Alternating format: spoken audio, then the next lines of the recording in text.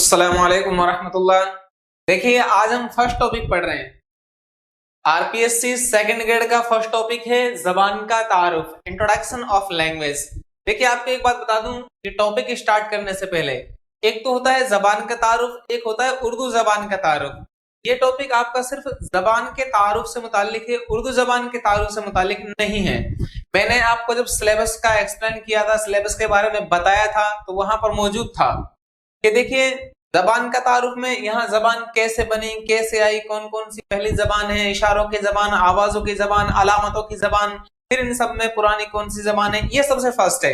और जहां पर होगा उर्दू जबान, तो वहां पर उर्दू जबान का आगाज और इर्तिका, फिर उर्दू जबान के मुतालिक मुख्तलिफ जो अकवाल हैं, जैसे मोहम्मद हुसैन आजाद साहब, हाफिज महमूद शीरानी साहब से, सुलेमान नदवी है, नसीरुद्दीन हाशमी साहब हैं, डॉक्टर शौकत सब्जवारी हैं, इसी तरह मौलवी अब्दुल हक साहब हैं, इंशाअल्लाह खाइन शाह हैं, और बहुत सारे जो मुहक्किकीन हुए हैं, अदीब हुए हैं, उन सबके जो मशहूर मशहूर से अकवाल हैं जो अक्सर पेपरों में रिपीट होते रहते हैं, उनसे मुतालिक जितना भी कुछ बताया जाएगा वो उस टॉपिक में बताया जाएगा। उर्दू जबान के आगाज और इर्तिका, वो आपके सेकंड ग्रेड में अलग से एक टॉपिक है। तो यहाँ पर देखिए जबान का तारुफ, ये है आपका जबान का तारुफ अलिफ। देखिए जबान किसका नाम है? जबान में दो चीजें हैं, एक तो होता है जबान, ये बोलियों के मजमुए का नाम है, एक बोली जबान की इब्तदाई शक्ल भी है, और दूसरा यूं भी कह सकते हैं कि बोली जबान की ज़ैली शक्ल है। ज़ैली का मतलब होता है जिस तरह भाषा, और एक होती है उपभाषा, मतलब बोली। एक किसी ना किसी भाषा की बहुत सारी उपबोलियां होती हैं जिनसे मिलकर एक भाषा बनती है, यानी बहुत सारी बोलियों से मिलकर एक जबान बनती है। यही जैसे देखिए जबान बोलियों के मजमुए का नाम है। अल्लाह तबारक व तआला ने इंसान को अशरफुल मखलूकात बनाया है। इंसान और जो दूसरी मखलूकात है, इस जबान की वजह से ही हमारे और उनके बीच में क्या है, इम्तियाज है। इसलिए कि इंसान अपने एहसासात, ख्यालात, जज्बात, तफक्कुरात, सोचो विचार, इन सब की क्या है तरसील जबान के जरिए ही करता है। तरसील का मतलब होता है पहुंचाना। आपस में जब हम कॉम्प्रोमाइज करते हैं, एक का दूसरे से बातचीत करना, अपने ख्यालात को तक पहुंचाना, ये सब जबान के जरिए ही मुमकिन है। तो ये सिर्फ इंसान ही कर सकता है, ठीक है, ये सब सिर्फ इंसान ही कर सकता है। देखिए बातचीत करने के लिए अपने ख्यालात, जज्बात, एहसासात, तजर्बात को लफ्जों के सांचे में ढालकर बोलने के तरीके को जबान कहते हैं। अब देखिए जबान बहुत सारे अल्फाज का एक मजमूए का नाम है, ठीक है। ये मेन इंपॉर्टेंट चीज है कि जबान किसका नाम है। जबान इंसान की सलाहियत नुत्क का नाम है। देखिए नुत्क का माना अरबी जबान में होते हैं बोलने के, जैसे अल्लाह फरमाते हैं कुरान में वअल्लिमना मंतिक़त तैर, कि हमने हर चीज को, हर परिंदे को क्या है, बोलने का एक हुनर अता फरमाया। वअल्लिमना मंतिक़त तैर, कि हमने परिंदे को भी, किनको, ये सुलेमान अलैहिस्सलाम के बारे में है वैसे ऐसे ये आयत, कि हमने सुलेमान अलैहिस्सलाम को परिंदों की बोली अता फरमाई, क्योंकि सुलेमान अलैहिस्सलाम को हर चीज की बोली आती थी। तो बहरहाल जबान इंसान की सलाहियत नुत्क का नाम है। देखिए जबान, हर जबान में इसके नाम भी अलग अलग है। हिंदी में इसको भाषा के नाम से जाना जाता है, ठीक है, और इंग्लिश में इसको लैंग्वेज कहते हैं। इसी तरह अरबी में इसको कहते हैं लिसान, जबान को, और अरबी में इस जबान को भी लिसान ही कहते हैं। इसकी जमा आती है अलसिना, ठीक है, लिसान की जमा अलसिना आती है। चूंकि जबान से ही बोली जाती है इसलिए इसका नाम क्या है, लिसान रख दिया। बहरहाल, और इसी को क्या उर्दू में लिसानी खानदान कहते हैं, मतलब जबानों के खानदान।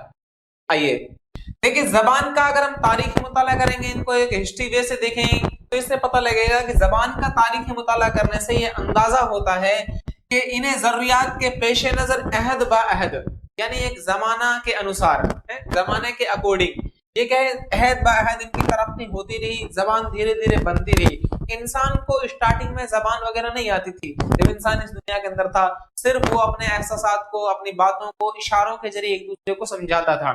बहुत सारे ऐसे इशारे होते हैं, और ये आप भी समझते हैं कि जो डांस वगैरह होते हैं, या बहुत सारे नृत्य ऐसे होते हैं, गायन ऐसे होते हैं कि जो इशारों से ही किए जा सकते हैं, जिनमें इशारा ही क्या मुख्य रोल अदा करता है। तो वो भी अपने आप में एक जबान होती है। देखिए तरसील ख्यालात के लिए इंसान ने महज जबान को ही नहीं, तरसील ख्यालात के लिए इंसान ने महज जबान का ही सहारा नहीं लिया, बल्कि इशारों से भी तबादला ख्याल किया। यानी अपना जो एक दिली जज्बात था वो दूसरों तक पहुंचाने के लिए उन्होंने किसका सहारा लिया, इशारों का भी, ठीक है। इंसान की कुव्वत इदराक और कुव्वत तखय्युल, कुव्वत इदराक का मतलब होता है उनके हासिल करने की एक शक्ति, और कुव्वत तखय्युल का मतलब होता है मानसिक शक्ति, सॉरी सोचने समझने, ख्यालात। ठीक है, एक मानसिक चीजें जो होती है, इन सब की शक्ति ने बुलंदी पाकर आवाजों की अलामतों को भी जबान की तरह इस्तेमाल करना शुरू कर दिया। ये थोड़ा सा आपको एक क्लिष्ट सा, एक मुश्किल सा लग रहा होगा, इसलिए कोई इंपॉर्टेंट चीज नहीं। आप सिर्फ ये देखें कि जबान किसका नाम है, जबान बोलियों के मजमूए का नाम है, और जबान की ज़ैली क्या होती है, ज़ैली शक्ल बोली होती है, या बहुत सारी बोलियों से मिलकर जबान बनती है। ठीक है, यानी इत्तिहाद से इंतशार से इत्तिहाद की तरफ, और इत्तिहाद से इंतशार की तरफ, यानी बोलियों जो बनती हैं बोली, वो जबान को तोड़कर ही बनाई जाती है। ये दो अलग अलग कौल है, आगे आपको बता दी जाएंगे यहीं पर। ये इंपॉर्टेंट चीज आप देखिए कि जबान की 3 किस्में होती हैं। एक तो होती है इशारों की जबान, दूसरी होती है आवाजों की जबान, तीसरी है अलामतों की जबान। इनमें इंपॉर्टेंट क्वेश्चन क्या पटअप होगा, देखिए सबसे जो पुरानी जबान है वो होती है इशारों की जबान। इनके बारे में मुहक्किकीन जो उदबा हुए हैं उन्होंने कहा है कि इशारों की जबान तकरीबन 10 लाख साल पहले से क्या है जन्म ले चुकी है, यानी तकरीबन 10 लाख साल पुरानी है। कौन सी इशारों की जबान, जब लोगों को क्या है अल्फाज वगैरह, लोगों को शब्दों का इल्म नहीं था कि क्या बोलना है, क्या बातचीत करना है। देखिए मैं जो भी सारा चीज बता रहा हूँ दुनिया के एतबार से है, ठीक है, यानी एक एग्जाम के एतबार से, एक इस्लामिक व्यू ऑफ थिंकिंग से नहीं है। ठीक है, तो आप सब इसको इसी के हिसाब से पढ़े कि इशारों की जबान क्या है, सबसे पुरानी जबान है। उसके बाद देखिए आवाजों की और अलामतों की जबान। इशारों की जबान में देखिए क्या होता है, इंसान जब अपने जिस्म के आजा, अब जिसमें से हाथ है, पैर है, आंख है, नाक है, मुंह है, भवें हैं, ठीक है, इंसान के ये शोल्डर हैं, इन सब से भी बहुत सारे इशारात हो जाते हैं, आंखों से भी बहुत सारे इशारे होते हैं। तो आंखों के तो आप जानते हैं, ठीक है, कैसे कैसे इशारात होते हैं। बहरहाल तो इसे ही इशारों की जबान कहते हैं, यानी जिस्म के आजा से जब दूसरों तक अपनी बात पहुंचा सके, दूसरों को अपने आजा की हरकत और सकानात से समझा सके, तो इसे ही इशारों की जबान कहते हैं। ठीक है, जैसे देखिए इशारों की जबान में आपके सामने इशारों की जबान, ये जबान की नशो नुमा का पहला मरहला है, यानी ये फर्स्ट स्टेप है। कौन सा, इशारों का। जैसे देखिए इशारों की जबान में गुफ्तगू या तहरीर की जरूरत नहीं होती। अगर हम इशारा करना चाहते हैं तो हमें बातचीत करने की जरूरत नहीं है, और ना ही हमें लिखने की जरूरत है सिर्फ, लेकिन उसका आपके सामने होना जरूरी है ताकि आप उसको अपनी बात कैसे समझा सके इशारों के जरिए। आगे देखिए इशारों की जबान में क्या होता है, इशारों की जबान में आंख है, सर, हाथ वगैरह के इशारे से अपने ख्यालात, जज्बात और अपने एहसासात, तफक्कुर हैं, ख्यालात हैं, इन तमाम को दूसरों तक पहुंचाया जा सकता है। देखिए इशारात मोहब्बत के होते हैं, इश्क के होते हैं, नफरत के होते हैं, या आपस में क्या मजाक के होते हैं। इशारा हर चीज के अलग अलग होते हैं। कहा जाता है कि मोहब्बत के जापानी और यूनानी सभ्यता में तकरीबन 200 इशारात हैं, जिनसे क्या अलग अलग मतलब समझ में आते हैं। जिस तरह गुलाब के भी हर गुलाब के माना अलग होते हैं ना, रेड का अलग और ब्लैक का अलग, इसी तरह इशारों के माना भी अलग अलग होते हैं। हर लफ्ज का माना उसके उतार चढ़ाव से बदल जाता है। देखिए इशारों की जबान ये मोस्ट इंपॉर्टेंट चीज होती है। इशारों की जबान जो होती है जू लिसानी और कसीर लिसानी माहौल में एक अहम रोल अदा करती है। जू लिसानी का मतलब होता है कि जहां पर द्विभाषी हो या जहां पर बहुभाषी लोग रहते हों। मान लीजिए आप ऐसे मुल्क में गए कि जहां की लैंग्वेज आपको ना आती हो, यानी आप अरब चले गए, आपको अरबिक लैंग्वेज, अरबिक कल्चर से आपको बिल्कुल भी वाकिफियत नहीं है। ये क्योंकि अरबिक पढ़ने के बाद ही अरबिक आती, इंग्लिश तो चूंकि कॉमन लैंग्वेज है, हम पढ़ते रहते हैं तो कुछ समझ भी जाएंगे। मान लीजिए आप अरबिक कल्चर में गए, आप पर्शियन इलाके में गए जहां आपको पर्शियन लैंग्वेज बिल्कुल नहीं आती, तो आप अपनी बात उन तक कैसे पहुंचाएंगे, इशारों के जरिए। आपको कोई चीज लेनी हो तो आप इशारे से बताएंगे कि हमें ये करना है या ये नहीं करना, तो वो भी आपको क्या इशारात के जरिए यानी बोलेंगे और फिर आपको समझाएंगे। इसलिए कि इशारा जो होते हैं, एक इमोशंस जो होते हैं, एक हाव भाव जो होते हैं, इनसे बहुत सारी चीज समझ में आ जाती है। बल्कि कहा जाता है लैंग्वेज के अंदर जो लैंग्वेज स्किल्स होती हैं, जो लैंग्वेज टीचिंग होती है, इनमें इमोशंस का एक मुख्य रोल होता है। ठीक है, आमतौर पर इशारों की जबान भी 3 तरह की होती है। देखिए इशारे भी 3 तरह के होते हैं। एक तो होता है आंखों से इशारा करना, एक होता है समई और एक होता है लुम्स।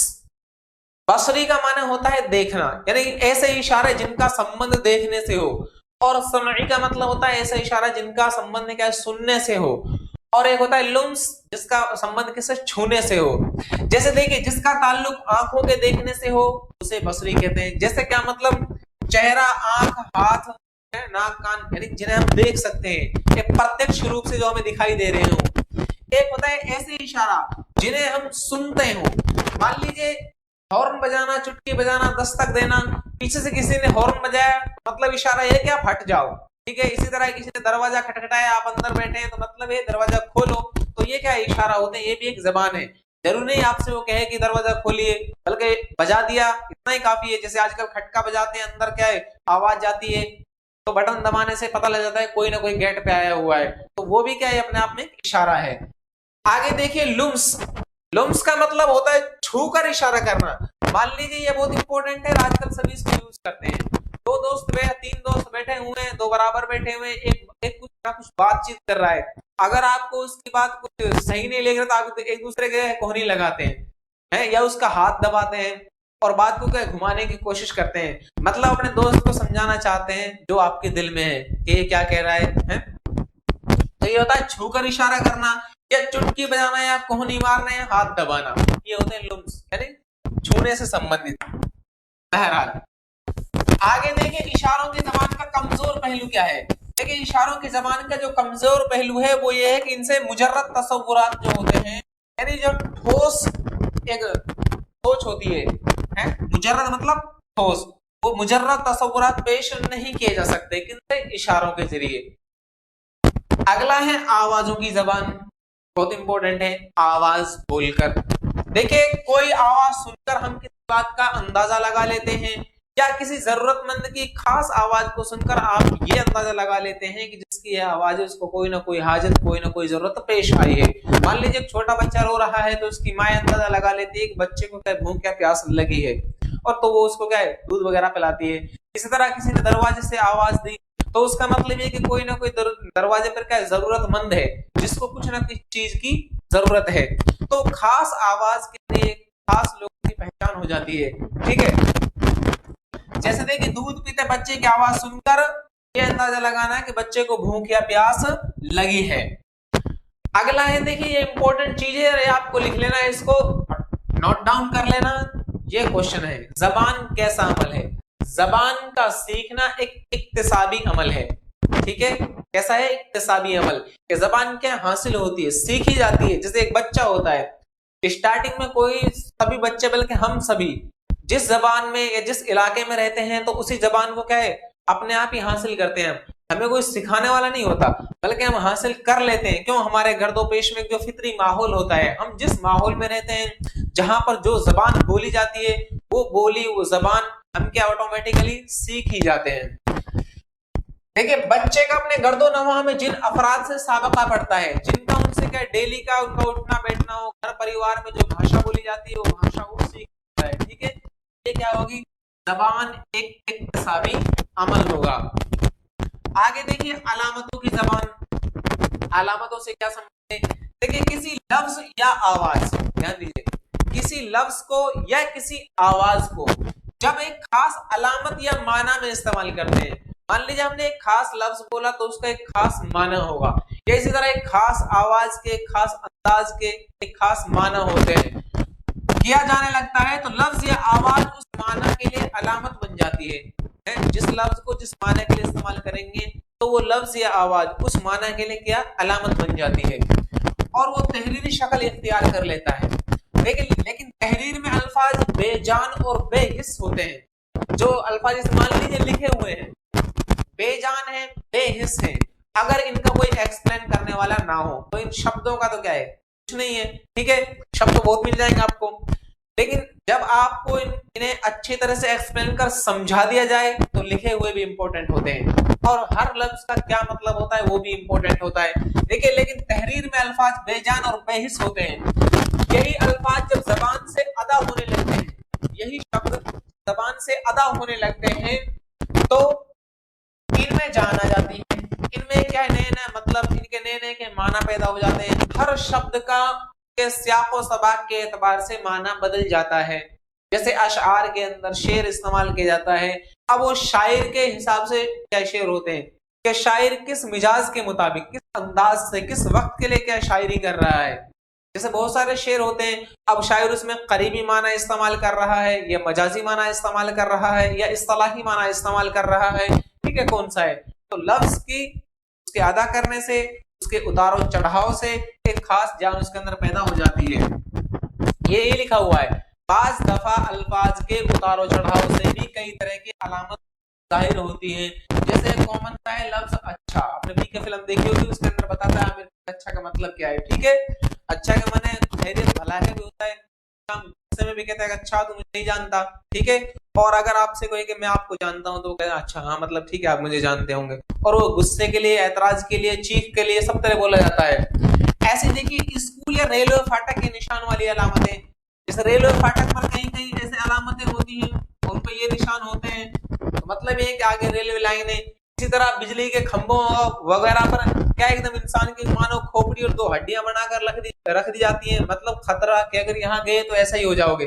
ठीक है, तो उसका मतलब ये थोड़ी कि आपसे कोई कहने आएगा कि भाई खंबा है आगे मत जाओ, वो निशान लगा हुआ है वही काफी है। ठीक है, तो ये भी एक जबान है यानी अलामतें। और बहुत सारी रेलवे फाटक पर, रेलवे क्रॉसिंग पर या तरह तरह चौराहों पर तरह तरह की अलामतें होती हैं, तो वो भी सब इसी के अंदर शामिल हैं, जो आपको ये इंडिकेट करती हैं जिसके बारे में वो अलामत लगा दी गई है। आगे देखिए बोली और जबान, एक तो होती है बोली और एक होती है जबान, दोनों में फर्क है। देखिए बोली जबान की इब्तदाई शक्ल है, फर्स्ट चीज। दूसरा है बोली जबान की ज़ैली शक्ल है।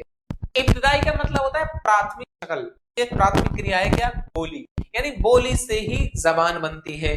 ठीक है, और बोली जबान की ज़ैली शक्ल है यानी उपभाषा, यानी बहुत सारी बोलियों से मिलकर एक जबान बनती है।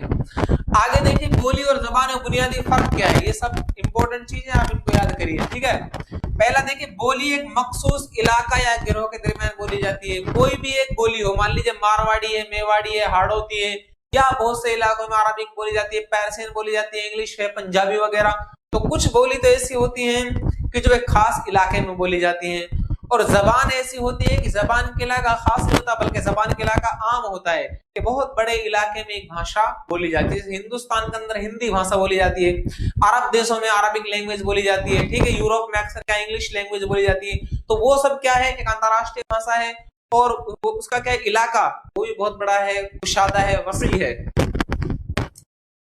लेकिन जैसे बोली वगैरह होती है, जैसे तमिल वगैरह बोली है, लेकिन तमिल जबान भी, लेकिन तमिल के खास इलाका है तमिलनाडु। इसी तरह तेलुगु वगैरह, मराठी वगैरह, कन्नड़ वगैरह, इनका भी एक खास इलाका है। ठीक है, तो ये होती है बोलियां। बोली के ना ही कोई उसूल ज़वाबित होते हैं और ना ही तहरीरी शक्ल होती है। देखिए बोली के ना तो कोई उसूल ज़वाबित होते हैं और ना ही तहरीरी शक्ल होती है, इनमें अक्सर तब्दीलियां आती रहती हैं। बोली फिर कई तरीके, एक तो वो बोली जो जबान का दर्जा हासिल कर चुकी हो, ये जो तेलुगु, कन्नड़, तमिल, तेलुगु, मलयालम वगैरह हैं, ये अब बोली नहीं रही, बोली तो है लेकिन ये अब जबान का दर्जा हासिल कर चुकी हैं। लेकिन कुछ बोलियां ऐसी होती हैं कि जो सिर्फ बोली है, उनको जबान का दर्जा हासिल नहीं है। जबान का दर्जा हासिल कैसे होता है, देखिए बोली और जबान में सबसे बड़ा फर्क ये है कि बोली उसे कहते हैं कि जिसका रस्मुल खत ना हो, और जबान उसे कहते हैं वो बोली जो रस्मुल खत की हामिल हो, यानी जिसका अपना एक रस्मुल खत हो, उसकी अपनी एक लिपि हो, तो उसे जबान कहते हैं। ठीक है, तो ये होता है बोली और जबान के अंदर फर्क। क्योंकि जबान के उसूल और कवायद होते हैं, ज़ाब्ते होते हैं, नियम होते हैं, बोली के कोई नियम नहीं होते। ठीक है, तो ये सबसे बड़ा इसके अंदर फर्क होता है। अगला देखिए जबान का, मैंने आपको बताया था जबान के इलाका भी वसी होता है, कुशादा होता है, और इसका मुख्तसरन जो शॉर्टकट सबसे छोटा फर्क है वो ये है कि जबान बोली बोली रस्मुल खत की हामिल नहीं होती और जबान की शक्ल इख्तियार नहीं कर सकती, लेकिन जबान रस्मुल खत की हामिल होती है और उसका अपना खुद का रस्मुल खत होता है और वो उसकी क्या शक्ल भी इख्तियार करती है। आगे देखिए मादरी जबान, मादरी जबान का मतलब होता है मातृभाषा। ठीक है, मातृभाषा ये क्या है, इसके अंदर तीन टॉपिक है, इंपॉर्टेंट है तीनों। मादरी जबान से मुराद घर, कुनबा और आस पास पड़ोस में बोले जाने वाली जबान है। मादरी जबान उसे कहते हैं जहां हम पैदा हुए हैं और जहां पर हम देखते हैं कि कौन सी जबान, देखते नहीं बल्कि ऑटोमेटिक सीख जाते हैं उसको, यानी जो हमारे परिवार में, हमारे समाज में जो भी जबान बोली जाती है वो हम क्या है ऑटोमेटिक ही सीख जाते हैं, यही हमारी मादरी जबान होती है। अब वो जिस इलाके का रहने वाला हो, चाहे वो हिंदुस्तान का हो या हिंदुस्तान के बाहर जिस भी मुल्क में रहता हो, या हिंदुस्तान के किसी भी राज्य में रहता हो, या जिस घर में रहता हो, जहां पर जो भाषा बोली जाती है वो बच्चा अपने घर में वही भाषा सीखता है, वही उसकी मातृभाषा यानी उसकी मादरी जबान होती है। आगे देखिए मादरी जबान जिसे बच्चा अपने गर्दो पेश से फितरी तौर पर हासिल करता है, कैसे हासिल करता है? फितरी तौर पर, यानी बिना सिखाए सीख जाता है, क्योंकि उसका डेली अपने माँ बाप, परिवार, समाज में उसका एक साबका होता है, मुसाबका होता है, आपस में उसका मेल मिलाप होता है, मेल जोल होता है, तो बोलते रहते हैं, उन अल्फाज का अनुकरण करता है, ठीक है, उनको फॉलो करता है, जैसे वो बोलते हैं वो भी ऐसे बोलने की कोशिश करता है, धीरे धीरे वो जबान सीख जाता है। आगे देखिए, स्कूली तालीम की शुरुआत से कबल बच्चा अपनी मादरी जबान की बारीकियों और तश्कील को अपने अंदर जज्ब कर लेता है और एक मुकम्मल लिसानी सलाहियत हासिल कर लेता है।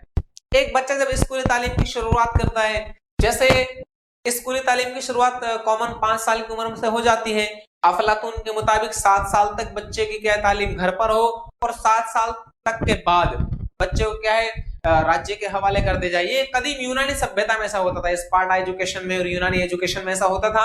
आजकल तो क्या है, बच्चे को 3 साल से एजुकेशन में डाल देते हैं, वो प्री प्राइमरी, फर्स्ट सेकंड, क्या क्या जो स्टेप होते हैं, बहरहाल कॉमन 5 साल होती है। तो 5 या 7 साल तक का बच्चा उनकी जो मातृभाषा होती है, एक मादरी जबान जो होती है, उसको क्या है 80% सीख जाता है, यानी उसको हर शब्द के बारे में पता रहता है कि इसका मतलब क्या है। आगे देखिए, यहां पर माहिरीन नफ्सियात, यानी जो माहिरीन नफ्सियात है, जो मनोविज्ञान के माहिरीन हैं, मनोवैज्ञानिक हैं, उन्होंने माहिरीन नफ्सियात ने जरिया तालीम खास तौर पर प्राइमरी सतह, यानी जो प्राथमिक स्तर है, खास तौर पर प्राइमरी सतह पर मादरी जबान में ही होने की हिमायत करते हैं। किसके? तालीम के। माहिर नफ्सियात कहते हैं कि बच्चे की जो प्राथमिक शिक्षा है वो उनकी मातृभाषा में ही हो, ताकि बच्चे को समझने में आसानी हो, आराम से वो समझ सके, ठीक है। अगला देखिए, ये कानून के मुताबिक भी है, 1 अप्रैल 2010 से नाफिजुल अमल, 1 अप्रैल 2010 से नाफिजुल अमल बच्चों को मुफ्त और लाजमी तालीम का हक, यानी आरटी एक्ट 2009, ये आरटी एक्ट 2009 है। इसके मुताबिक जहां तक मुमकिन हो सके बच्चों की इब्तिदाई तालीम उनकी मादरी जबान में ही होनी चाहिए। इसके मुताबिक आरटी एक्ट 2009 के मुताबिक, जो 1 अप्रैल 2010 से लागू है। आगे देखिए, NCF national curriculum framework, NCF 2005 के मुताबिक ये सिफारिश की गई है कि बच्चों की तालीम उनकी मादरी जबान में ही होनी चाहिए। मतलब इसके अंदर एक बहुत बड़ी बात है कि जिस इल्म की तामीरात और स्कूल की तामीर की बात कही गई है, उसमें यह भी है कि बच्चों की इब्तिदाई तालीम, यानी बच्चों की जो शुरुआती तालीम है वो उनकी मादरी जबान में ही होनी चाहिए।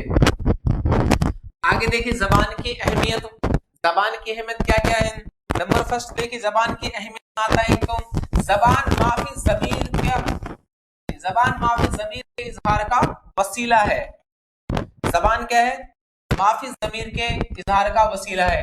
माफी ज़मीर मतलब होता है कि जो भी इंसान सोच विचार करता है, ख्यालात, जज्बात है, या जो भी कुछ करने के, किसी को कहने की अगर सोचता है, तो उन सबको जबान के जरिए अदा करता है, ठीक है। मान लीजिए मुझे आपको पढ़ाना है, मैं आपको बता रहा हूँ, तो जबान है, तभी मैं आपको क्या समझा पा रहा हूँ, आपको एक्सप्लेन कर पा रहा हूँ। ये जबान माफी ज़मीर, जो दिल में है, जो भी बात है, उन सबको अदा करने का एक जरिया है। दूसरा क्या है? जबान राब्ते का भी जरिया है। राब्ता मतलब कॉन्टैक्ट। मान लीजिए एक आदमी यहाँ का है और एक बाहर का आदमी है, अगर वो उसकी भाषा समझता है तो ही उससे कॉन्टैक्ट कर पाएगा, क्या? डायरेक्टली, वरना इनडायरेक्ट कॉन्टैक्ट होगा।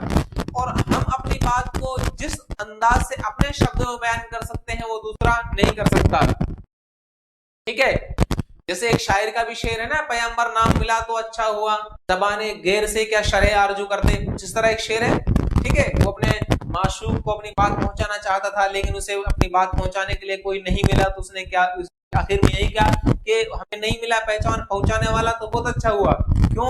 इसलिए कि जबाने गैर से, दूसरी जबान से क्या शरे आरजू करते हैं। हमारे दिल की जो उमंग थी, दिल की जो चाहत थी अपने माशूक के लिए बताने की, वो हम दूसरे की जबान से थोड़ी बता सकते हैं, बल्कि जो अपनी जबान से बता सकते हैं। तो वो ये जबान राब्ते का भी जरिया है। आप अगर किसी कांटेक्ट करें, किसी दूसरे को अपनी बात बताना चाहें, तो आपको जबान का आना जरूरी है, जिससे इंसान समाज और दीगर से अपना रब्त व ताल्लुक कायम करता है, समाज से भी और दीगर से भी। जबान तमद्दुन की तरसील का जरिया है। तमद्दुन मतलब तहजीब और तमद्दुन मतलब होता है संस्कृति, कल्चर, जिसके जरिए इंसान अपनी तहजीब और तमद्दुन की तरसील करता है, उसका विकास करता है, उसे दूसरों तक पहुंचाता है, अपनी संस्कृति, अपने कल्चर को जस्टिफाई करता है। ताकि लोग समझ सके कि भाई ठीक है इनका कल्चर ये, इनके यहाँ ये भाषा बोली जाती है। मान लीजिए आपकी चाहे कितनी भी अच्छी कल्चर हो, जब तक लोग उसे जान ना सके तो वो पहचान नहीं सकेंगे, और आपके बारे में जब तक कोई दूसरा नहीं जानेगा तो क्या पता दूसरों को आप क्या है और क्या नहीं हो। आगे देखिए इंपॉर्टेंट चीजें, इसको नोट डाउन कर लेना कि जबानों में सबसे कदीम जबान कौन सी है। जबानों में सबसे कदीम जबान है ये इशारों की जबान। जबानों में सबसे कदीम जबान कौन सी है? इशारों की जबान। आगे देखिए दो तीन ये कौल हैं, दो तीन कौल हैं जो ये आपको इंपॉर्टेंट है, आप इन्हें देख लें दो तीन कौलों को। एक तो है मैक्स मूलर का, मैक्स मूलर ने, और एक है बकौल डार्टने का कौल है। इन दोनों का अलग अलग कौल है। इंपॉर्टेंट मैक्स मूलर कौल लैंग्वेज से संबंधित अक्सर आता रहता है, ठीक है, अगर आ जाए तो इंपॉर्टेंट इसलिए आपको बता दिया। देखिए जबान की इब्तिदा इस तरह होती है, इसके अंदर है देखिए मैक्सिमम कहते हैं कि जबान की इब्तिदा इस तरह हुई कि मुख्तलिफ बोलियों जो मुतअद्दिद टुकड़ों में बटी हुई थी, मुख्तलिफ बोलियों जो मुतअद्दिद टुकड़ों में बटी हुई थी, एक शक्ल में या एक शक्ल में मुज्तमा हो गई, यानी जमा हो गई। बहरहाल ये कह रहा है कि जबान का जो एक बना हुआ है, जबान जो एक बनी है वो इंतिशार से इत्तिहाद की तरफ है, यानी बहुत सारी बोलियों से मिलकर एक जबान बनी है। किसने कहा है? मैक्स मूलर ने। लेकिन ये जो डार्टने है ये इसके बिल्कुल उल्टा कहते हैं। ये कहते हैं कि जबान पहले वजूद में आई और रफ्ता रफ्ता बोलियों में बट गई। ये यूं कहते हैं कि पहले जबान बनी है और फिर जबान से ही धीरे टुकड़े टुकड़े में क्या है, नई नई बोलियां बनेगी। तो इनका कहना यह है कि जबान क्या है, इत्तिहाद से इंतशार की तरफ है। ये कहते हैं इंतशार से इत्तिहाद की तरफ, कि छोटे छोटे टुकड़ों से एक जबान बनी। ये कहते हैं बड़े यानी जबान से छोटी छोटी बोलियां बनी। तो बहरहाल ये जबान का एक इंट्रोडक्शन था। अब इसमें उर्दू के बारे में हमने आपको इसलिए नहीं बताया कि उर्दू का एक अलग से अपना टॉपिक आएगा, उर्दू जबान का आगाज और इर्तिका, ठीक है। इसमें इंपॉर्टेंट चीज जो ये है जबान की अहमियत क्या क्या है, ये आपको याद रखना है, ठीक है। ये सीधा सही है। एक तो कहता है इंतशार से इत्तिहाद, दूसरा कहता है इत्तिहाद से इंतशार, में कोई ज्यादा बड़ा लोचा नहीं है, ठीक है। एक आपको मादरी जबान में होने की बात कौन कौन करते हैं, एक तो कौमी दर्जा अधिकार का एनसीआर 2005, एक ये कहता है आरटी एक्ट 2009, ठीक है, ये आपके लिए इंपॉर्टेंट है। दूसरा देखिए मादरी जबान में क्या क्या फर्क है, मादरी जबान होती क्या है, ठीक है, जबान और बोली में क्या फर्क है ये आप देख लें, ठीक है, इंपॉर्टेंट चीज। और उसके बाद जो अगला है इशारों की जबान, अलामतों की जबान और आवाजों की जबान। सबसे कदीम जबान कौन सी है? इशारों की जबान, ठीक है। तो ये इसके अंदर मादरी जबान और सॉरी बोली और जबान में क्या फर्क है, ये बुनियादी फर्क देख लें, ठीक है। उसके बाद देखिए इशारों की जबान, जबान का नशोनुमा का पहला मरहला है, कौन सी है? इशारों की जबान, ये आप देख लें, ठीक है, ये इंपॉर्टेंट है आपके लिए। अगला जैसे इसमें देखिए जबान बोलियों के मजमूआ का नाम है और जबान की कितनी किस्म होती है? 3 किस्में, ये आपका इंपॉर्टेंट है इसके लिए। उम्मीद है आपको बेहतर समझ में आया होगा। फिर भी आपको कोई प्रॉब्लम हो तो आप कमेंट बॉक्स में कमेंट जरूर करें। अस्सलाम वालेकुम वरहमतुल्लाह।